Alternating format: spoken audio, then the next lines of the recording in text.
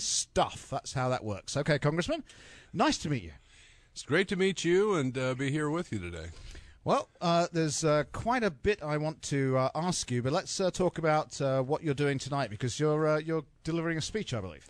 Yes, I'm going to be talking to the Professional Educators of Iowa, a great organization that really cares about educating kids, doing it in a free market system, and just a really good active group that really understands the future is with our kids, and the priority's got to be their education rather than all the administrative costs and all those things. They really want to teach kids. I was having that conversation with some people in this very studio yesterday, in actual fact, that's where the focus needs to be, on the kids, and we are administration heavy. What about the Department of Education? Isn't it about time we just shut that down? Well, certainly a lot of the functions that they're doing are hurting our education system with the bureaucracy, the federal mandates that they place on our local school districts. When you look at the federal funding that goes to your local school, it's maybe 5 to 6% of the benefit as far as money going to those schools, but it's about 60 to 70% of the regulations coming out of the Department of Education that they have to comply with. Now, everyone understands that we've got disabled kids. We have some, Title I kids that need help as far as additional learning and things like that. But to have that type of huge bureaucracy that really causes more problems for the local school district, that I've always felt that we should have local control. The best decisions are made locally by the teachers, by the parents, by the students, by the administrators, and by the school boards. You're echoing what I said yesterday, but you didn't actually answer the question, which is, should we close it down? Is it time? It certainly needs to be dramatically reformed, if not closed down. Because they've got quite a nice building, don't they? Well, they do have. And you see, they cost us billions of dollars right now, right? Right. So I'm thinking if we spend a few $1 million after we close it down, we could convert that into, 600 square foot apartments and go a big way to solving Washington, D.C.'s homeless problem. The Department of Education needs reform. Okay. And there's no question about it, and it's got to be, the powers got to be brought back to the local level. Excellent. Well, I would shut it down, but I don't think you're in any doubt about that. Obviously, we've just been through what we have described as a soap opera here in Washington, D.C. Actually, we're quite grateful because we now have a daily soap opera, which airs on this show every day, right around 5:15, called Washington General Hospital. And but it has been a complete soap opera. And why are we supposed to trust our leaders when they behave in this fashion? I don't know how the actions coming out of Washington could instill trust in anyone. I mean, it is so great to be home and talk to normal people, to real people, and listen to them about their ideas and what they think we should be doing going forward.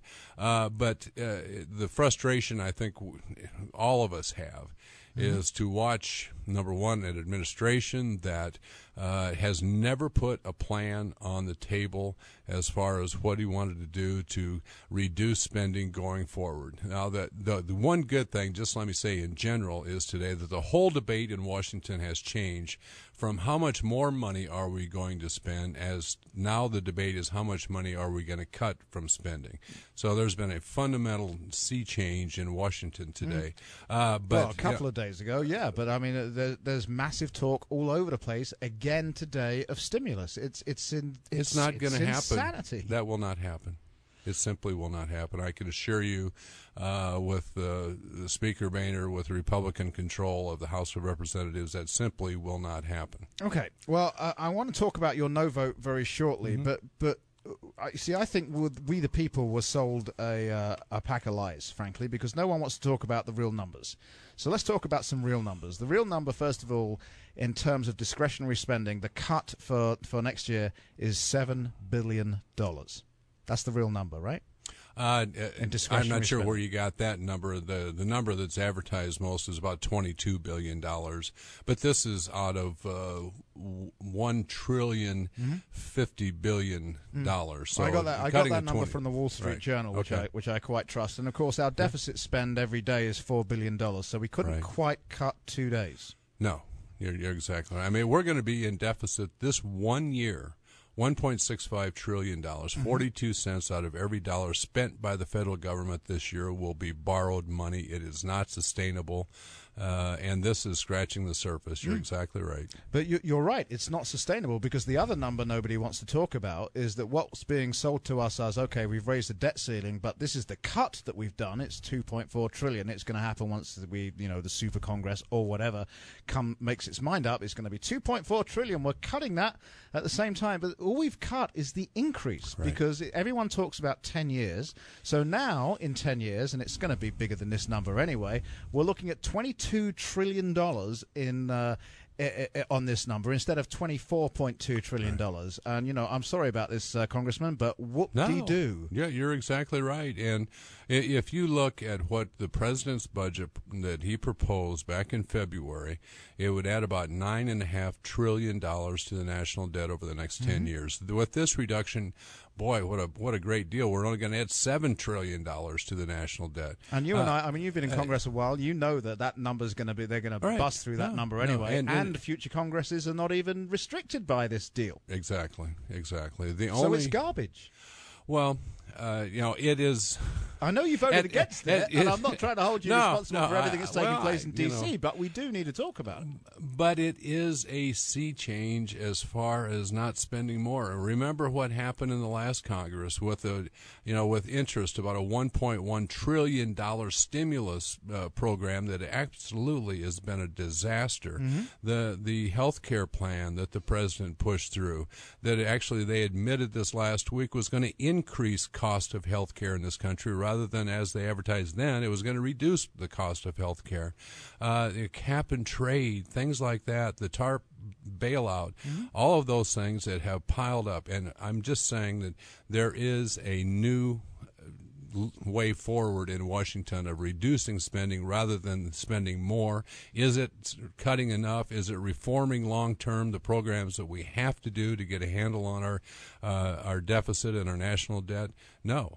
But it's starting. It's changed, and that is an extraordinary thing to have happen. I mean, you voted no. Did you vote no in the knowledge that it was going to pass? Would you have voted no if you thought that your vote might be the difference? No, I was a no all the way. So you were going to vote no, whatever. So even if your vote made us go into default, you would have done that. We're not going to go into default, and that's simply, and that's been discussed.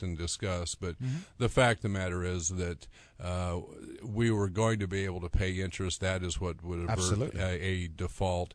And that's just not it's scare tactics. It would have been disruptive. There's no question about it.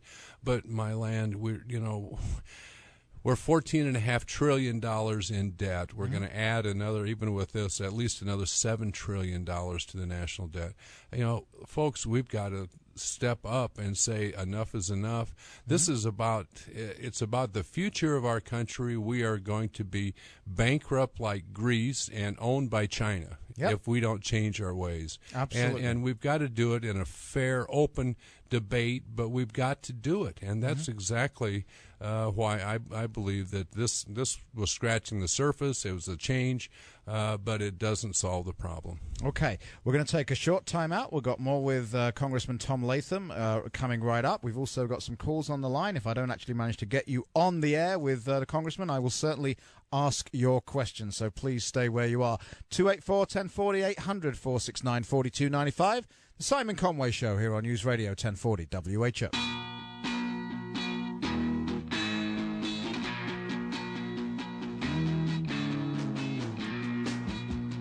Simon Conway Show here on News Radio 1040 WHO, and a United States Congressman just commented on my brand new shirt. If you want to see what that looks like, you got to follow me on Twitter, because we've already tweeted it out today at Simon Radio 1776. I'm glad you're enjoying that. I'll explain it at some point. Okay. But I want to deal with you. I had a question on here before saying, why don't you do town halls in the evening? I have done town halls in the evening. I've done them Saturdays. I've done them just about any time, day or night, and it's very difficult to get crowds out, even in the daytime or in evenings. But no, I'd be glad to do it, and we have in the past. Okay, it's been suggested that your no vote on the whole raising the ceiling was to head off a Tea Party primary challenger. I mean, how serious are you taking that kind of suggestion? Not seriously at all. I mean, I looked at all sides of this thing. It's a difficult vote. I don't worry about politics. If you do the right thing, politics will take care of itself, and so that was not a concern. Can we talk about what's really wrong in Washington?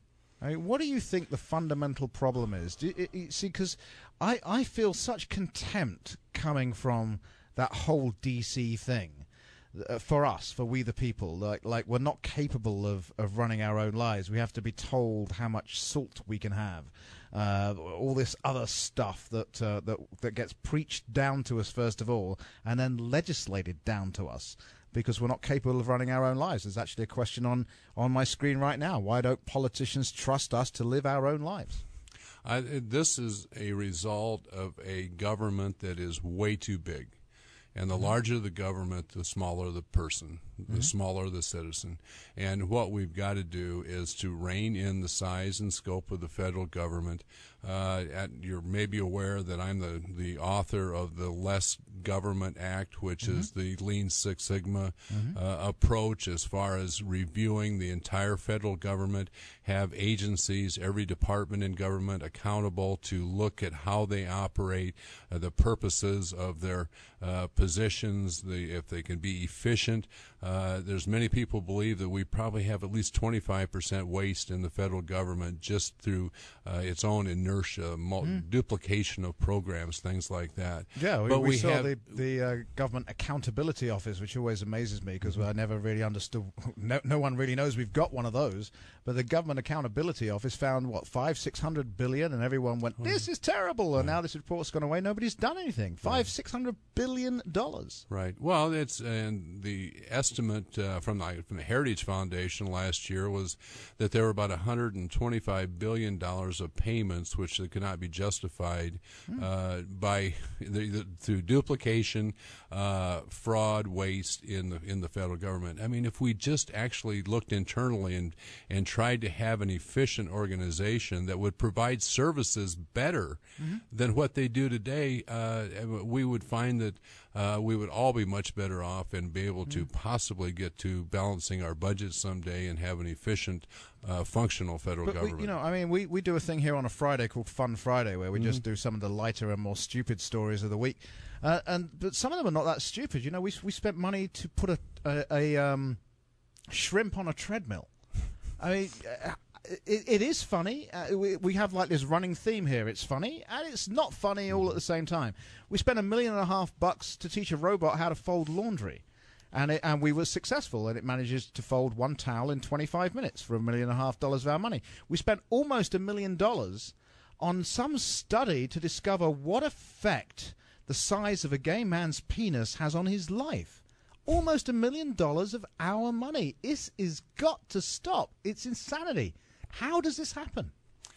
Because there's lack of accountability, and there's too much money going into the system. That you've got people that are looking for places to spend money, basically, and it's got to stop. You're exactly right. And the way that we can rein that in is through the appropriations process. We are dramatically cutting this year on the the discretionary side of the budget. Reductions that people on the other side of the aisle are yelling and screaming about, that we can't cut this, you can't cut that, but we're doing it. And the debate on the floor of the House. Now, one thing I will tell you, Simon, from last Congress, where there was no budget, no appropriation bills, everything was jammed through in a huge bill. At least now we have an open and fair debate. The appropriation bills, the spending bills are going through subcommittee with open debate, full committee. When they come to the floor of the House, there are sophomore members of Congress today that have never had an opportunity to put an amendment on the floor because of the closed rules from the previous, Nancy Pelosi as Speaker. I understand. And they're actually able to make amendments and form and cut and or add, try to add whatever they can. To me, the money in D.C. is the drug, and we have to cut off that supply.